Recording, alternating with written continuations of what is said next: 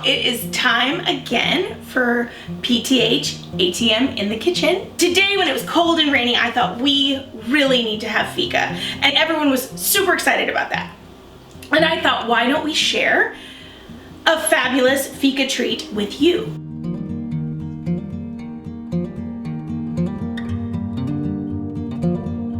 It was a gray and rainy day all day long today. And for some reason, I don't know if it's just me or if it's other people, when it is gray and rainy, you want something comforting, especially in these quarantine times when we're all inside and there's really no place to go. Comfort food is this amazingly unique thing to each individual.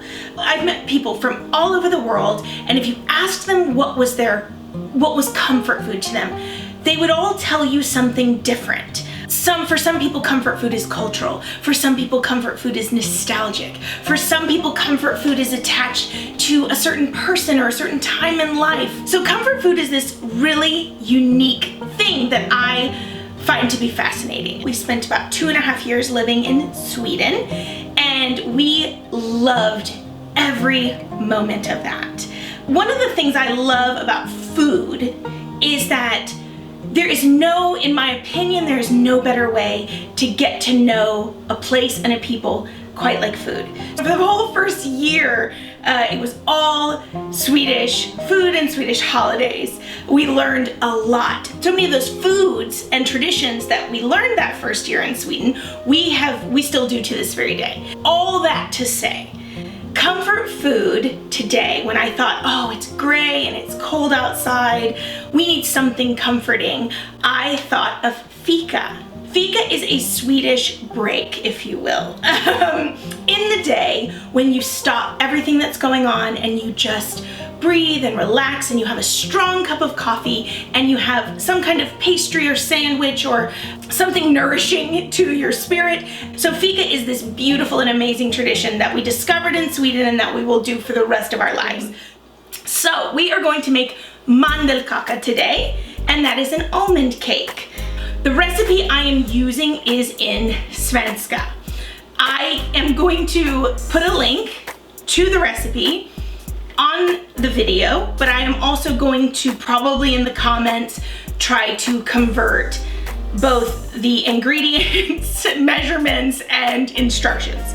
Because thankfully I can still read recipes in Swedish, so that's good. Really simple ingredients for this recipe. So we've got almond flour, we have eggs, which I have already pre-cracked and they're ready to go. We have Strösocker, sugar, and melted butter. There's a pinch of salt in my sugar already, and we're gonna put quite a few, 3 teaspoons to be exact, of cardamom. If you don't love cardamom, I imagine you could leave it out. I would highly suggest you try again, because cardamom is amazing, warm, lovely spice. But you could probably use cinnamon, you could probably use nutmeg, you could probably leave it out and just have almond. So if you're not a lover of cardamom, that's okay. So let's start this. We are going to start, I already melted my butter. I've already preheated my oven. My oven is about at 350. We are just going to put it in this fabulous little heart cake pan that I love. Always spray your pans. We learned that in the last video. And there is some parchment in the bottom of that just to make sure nothing sticks to anything. That's good. So let's start always with your dry, most recipes with your dry ingredients. So we are going to get our Mandelmjöl, which is almond flour. And sorry, Swedish friends, if I'm pronouncing that wrong. It's been a while. In our bowl, there we go. And we are also going to put Strösocker, which is not a sport, it's sugar. This is 1.5 deciliters. Sorry friends, the metric system is used throughout everywhere else in the world but here. I've already got my salt in with the almond flour. Always make sure things are thoroughly mixed together. Saves you time. Nothing is worse than thinking everything's all mixed together and it's not. We're gonna get our cardamom. And like I said, it is about 3 full teaspoons of cardamom, which if you're not a cardamom, I know that seems like a lot, but let me tell you, y'all, I definitely probably wasn't a huge cardamom eater before, but I am now. So again, we will whisk that up just a little bit, make sure everything is nice. All right, so now we've got almond flour, sugar, cardamom together, whisked together, nice pinch of salt in there as well. So we are going to put in our eggs, 3 eggs. And you know what I might do? Break these up just a little bit before I put them in. Because, you know, a little rough mix there. If you are an almond flour user, the reason I'm making this particular Fika recipe is because I had all of these ingredients in my pantry.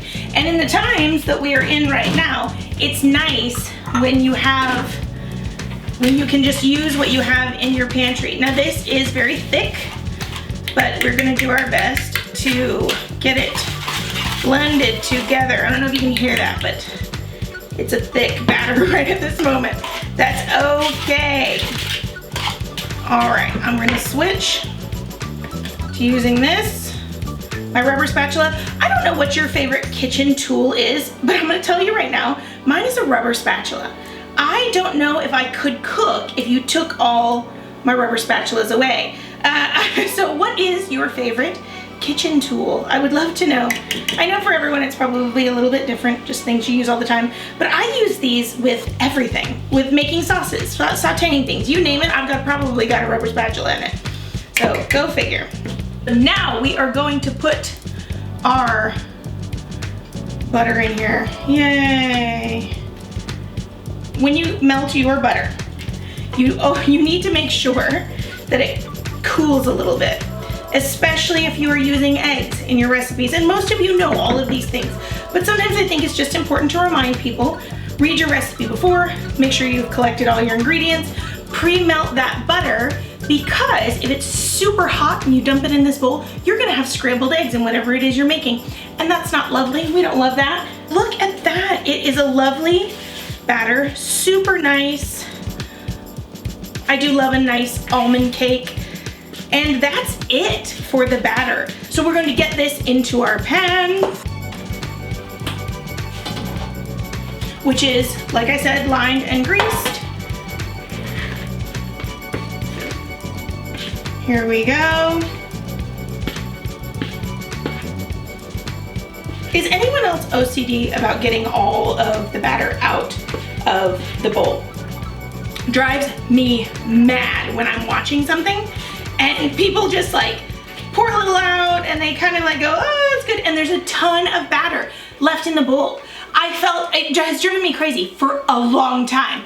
But I was watching Jacques Pepin cooking and he was cooking with someone and they went to dump out of the bowl and he was like, no, you have to scrape all that out. And he scraped that bowl clean and I felt so much better. I know that's ridiculous, but y'all, I felt so much better. Why waste? Scrape the bowl, get it all out. That's just cake you don't get to eat. So now we are just like the batter we did the last time. It's pretty thick, but we are going to spread this all out. Nice. Moving my paper around everywhere, but that's okay. Hold it down. Make sure it's pretty even, because this cake, like I said, it's a pretty dense cake. It's pretty thin. There's not really any leavening in it. So with that being said, get it all smooth, flat as you can, nice. And voila, we are gonna get this in the oven.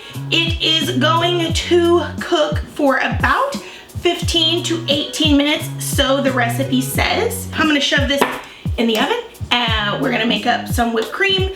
Hang on, whoa, calm down. It's hot in here, y'all. We are going to make the heavy cream that goes on top of our cake. Make sure your cream is cold.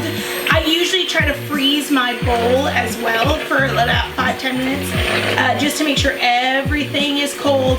Honestly, it will whip regardless, but it just happens a lot faster if everything is cold.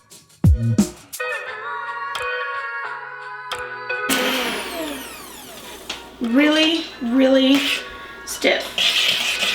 Because I like to know it's gonna stand up to whatever I ask it to stand up to. I'm gonna put just a little bit of vanilla in here. All right, I think that's probably sturdy enough.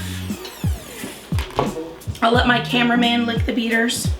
That's the perk of being the cameraman. Woo! Okay, so I'm gonna pull. Cream is all beat up nice and stiff and ready to go on top of our cake when it's completely cooled. So I'm gonna pop this into the refrigerator to get my cake out and get that cooling process going.